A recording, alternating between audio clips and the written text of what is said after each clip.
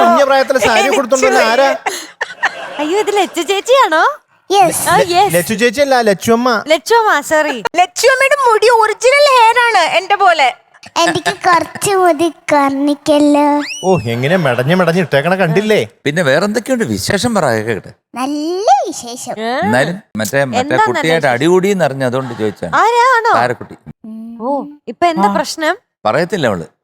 കമ്പനിയായിരുന്നു. എപ്പോഴും അമ്മമാരാ പറ്റിക്കാൻ വേണ്ടി ഞങ്ങളൊന്ന് കാണിച്ചതാ.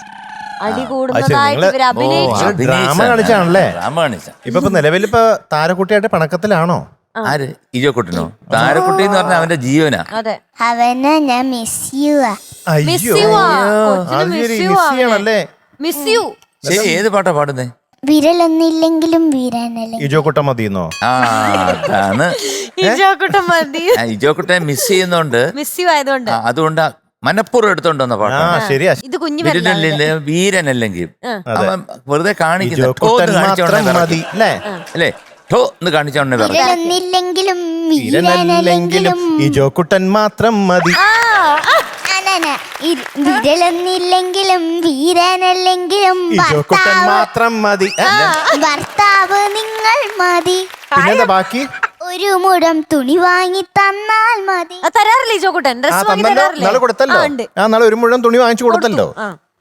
അത് ശരി, അങ്ങനെ മനഃപൂർവ്വം എടുത്തോണ്ട് വന്നിരിക്കുകയാണ്. ചെയ്യുമ്പോഴത്തേക്ക് അവന് വേണ്ടി ഒരു പാട്ട് സമർപ്പണം അല്ലേ?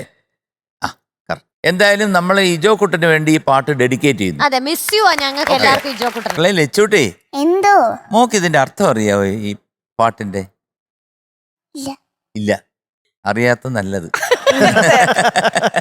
കാരണം വേറൊന്നുമല്ല, ഇങ്ങനൊരു പെണ്ണ് ഈ ഭൂമിയിലുണ്ടോന്ന് സംശയമാണ്. ഇവിടെ ഞങ്ങൾ അതിന്റെ ചർച്ചയായിരുന്നു. അത് ഒരു ചെറിയ കഷ്ണം തുണി വാങ്ങിച്ചു കൊടുത്താൽ മതി. ഒരു മുഴം. പിന്നെ എന്ത് പറഞ്ഞാലും ഒരു പ്രശ്നവും ഇല്ലാത്ത അതൊക്കെയാണ്. ഇതാണ് എന്തൊക്കെയാണ് ഭർത്താവ് നിങ്ങൾ മതി. പിന്നെ പഷ്ണിയാണേലും ഭക്ഷണം വാങ്ങിച്ചു തന്നില്ലേലും നിങ്ങൾ മതി ഭർത്താവ്.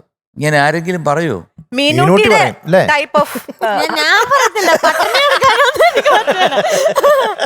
അല്ല ഞാൻ തന്നെ വാങ്ങിക്കുന്നോ. ശരി മക്കളെ, നല്ല രസമായിരുന്നു കേട്ടോ. Thank you. ആരാ പഠിപ്പിച്ചെന്നേ? അപ്പൊ ഇവിടുന്ന് എന്തൊക്കെയാ പഠിക്കണേ? ഇവിടെ വന്നാ കൊറേ നേരം കളിക്കും. ആദ്യം വന്ന ഉടനെ കളിക്കും അല്ലേ? കളിച്ച് പിന്നെ പാട്ട് പഠിക്കും, പിന്നെ കളിക്കും. ഇവാൻകുട്ടൻ ഇപ്പൊ എവിടെ? ഇവാൻകുട്ടനെ പറ്റി കൊറേ കേട്ടു. എവിടെ? പനിയാ. അയ്യോ, കാണാൻ പോയില്ലേ? ഇല്ല. അത് വേണ്ടായിരുന്നോ? കുറച്ച് ഓറഞ്ച് മുന്തിരിങ്ങ ഇതൊക്കെ വാങ്ങിച്ചോണ്ട് നേരെ ഒരു സഞ്ചിക്കകത്തിട്ടങ്ങ് പോണ്ടായിരുന്നു നാട്ടില്. എന്നെ പോവാഞ്ഞല്ലേ? ഞാൻ അറിഞ്ഞത് താരക്കുട്ടി പോയി എന്ന് അറിഞ്ഞു കേട്ടോ. അവന് എന്റെ വീട്ടിലോട്ട് വരെ. താരക്കുട്ടി പോയോ? ഇനി താരക്കുട്ടി ദിവസം പറയില്ലേ എന്റെ വീട്ടിലോട്ടും അവന്റെ വീട്ടിലോട്ടും വരുന്നു. പക്ഷെ അവന്റെ വീട്ടിൽ പോയി ഇപ്പൊ ഓൾറെഡി മുന്തിരി ഓറഞ്ച് ഒക്കെ ആയിട്ട് പോയി. അതെ, ലച്ചുകുട്ടിയോട് പറയാതെ പോയതാ. ഈ പനി സമയത്ത് പാല്